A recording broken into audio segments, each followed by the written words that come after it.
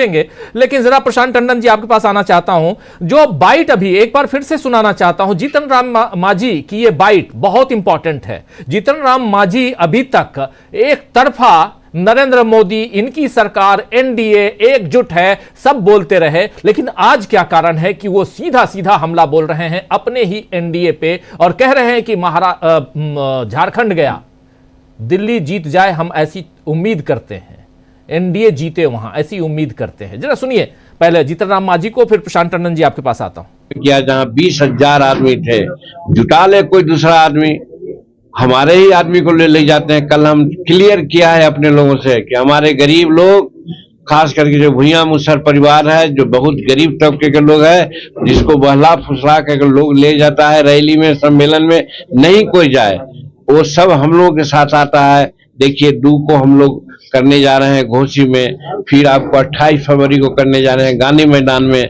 ऐसा करके लोगों को बतलाना चाहते हैं कि जनमानस हमारे साथ है, अगर हमको दरकिनार कीजिएगा तो इसका खमियाजा एनडीए को भुगतना पड़ेगा, जो हम नहीं चाहते हैं, हमको भी तकलीफ होगी। वैसी परिस्थिति में झारखंड और दिल्ली में तो आप दरकिनार किए, और झारखंड में तो नतीजा आपने देख लिया।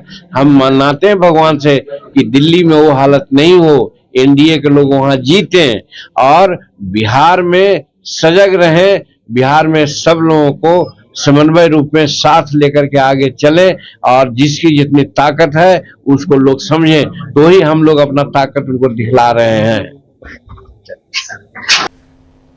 तो सुन रहे थे आप प्रशांत जी कि यहां कह रहे हैं जनमानस हमारे साथ हैं, हमको दरकिनार कीजिएगा तो परिणाम भुगतने के लिए तैयार रहिए। ये कह रहे हैं सीधे सीधे शब्दों में यहां जीतन राम मांझी। यहीं से तस्वीर पलटती हुई दिखाई देती है, क्या कहेंगे? और एक बात वो कह रहे हैं कि सम्मेलन की बात भी कर रहे हैं कि हमारे लोगों को सम्मेलन में ले जाया जाता है। वो किस सम्मेलन की बात कर रहे हैं उस पर भी मैं आऊंगा। तो मसला राजीव जी ये है कि 2-3 फैक्टर हैं बड़े इंपॉर्टेंट। एक, जो सामाजिक न्याय की राजनीति, जिसमें अभी अभी वहाँ पे राहुल गांधी ने संविधान सुरक्षा सम्मेलन किया है, उस सम्मेलन की बात कर रहे हैं वो। तो सामाजिक न्याय की राजनीति का दबाव बन रहा है, और वो दबाव वो नीचे से अपने समर्थकों में, अपनी कंस्टिट्यूएंसी में महसूस कर रहे हैं। एक बात। दूसरी बात कि बीजेपी के पास स्टेट में कोई लीडरशिप नहीं है। सुशील मोदी थे, सुशील मोदी का सभी पार्टियों में उठना बैठना था, नेताओं के साथ संबंध अच्छे थे। अब बीजेपी के पास जो नेतृत्व है वहां पे राज्य में, बिहार में, वो उस कद के लोग नहीं है। तीसरी बात की देखिए, नीतीश कुमार के कमजोर होने का स्पष्ट संकेत दिख रहा है। बीजेपी ने नीतीश कुमार को कमजोर कर दिया, ये कहकर कि नीतीश कुमार अगले मुख्यमंत्री होंगे या नहीं होंगे, इसमें कोई अभी फैसला नहीं हुआ है। ये कहते हैं नीतीश कुमार कमजोर हो गया बिहार में। जब आपका मुख्यमंत्री ही कमजोर हो जाएगा तो एनडीए का जो यूनिफाइंग फैक्टर है, जो एकता करने वाला कोई नेता है, वही कमजोर अगर है तो वो एकता क्या करेगा? तो एक सामाजिक न्याय का जो दबाव है, सामाजिक न्याय की राजनीति का, वो जो विमर्श है बड़ा हो रहा है, संविधान का, डॉक्टर अंबेडकर का, ये तमाम विमर्श बड़े हो रहे हैं। नीतीश कुमार कमजोर हो रहे हैं। और एक आखिरी बात कि एनडीए, जब पहला एनडीए था वाजपेयी जी के समय का, पहली बार नरेंद्र मोदी एक कोalition गवर्नमेंट चला रहे हैं। ना बिहार में, ना गुजरात में चलाई, ना दिल्ली में चलाई। पहली बार वो एक साझा सरकार चला रहे हैं। लेकिन जो साझा सरकार के मंत्र होते हैं वो उनको नहीं मालूम है, वो वाजपेयी जी को मालूम थे। और मोदी और अमित शाह दोनों की जो स्टाइल है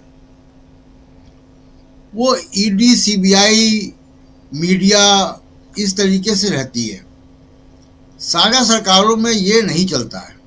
बहुत लंबे समय तक आप किसी मास बेस वाले नेता को दबा नहीं सकते। उसके पास उसके पीछे समर्थक होता है लाखों करोड़ों लोगों का।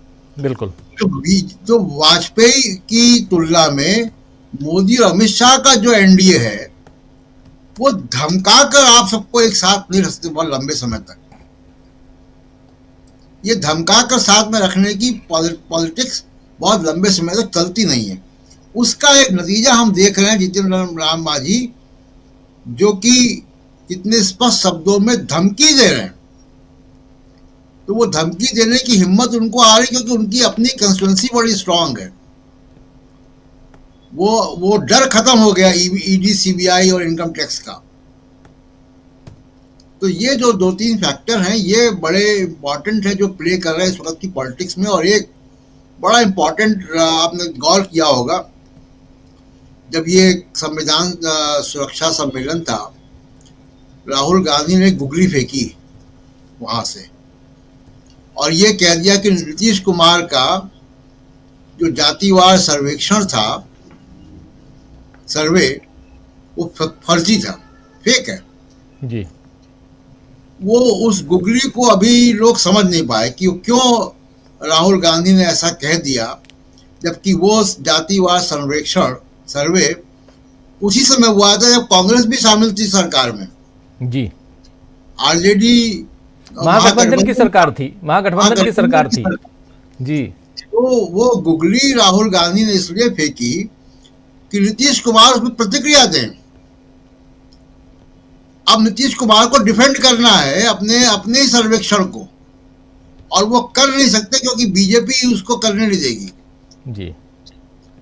तो ये जो पूरा सामाजिक न्याय का विमर्श है और उसकी लेयर्स हैं और जो बिहार की राजनीति उसी से गवर्न होती है दशकों से, सामाजिक न्याय के आंदोलनों की जमीन है बिहार, ये सारे कंफ्यूजन वहां फैलेंगे। लालू प्रसाद यादव की स्ट्रेटजी बड़ी साफ है, वो एक मजे हुए नेता हैं और एक बयान उन्होंने देकर चुपचाप वो बैठ गए।